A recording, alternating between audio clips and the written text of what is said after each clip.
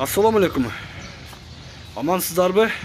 Жумуш издеп жаткандардын эсине ушул сиздер көрүп турган чоң кафеге жумушчулар керек.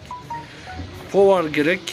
Поварга жардамчы, официант, посудомойщица кызматтары бош. Бул кафе Кадамжай районуна караштуу торговый айылында жайгашкан. Базардын бет маңдайында чоң Ош-Баткен трассанын боюнда жайгашкан кафе. Ким жумуш издеп жаткан болсо, срочно ушул экрандагы телефон аркылуу байланышыңыздар.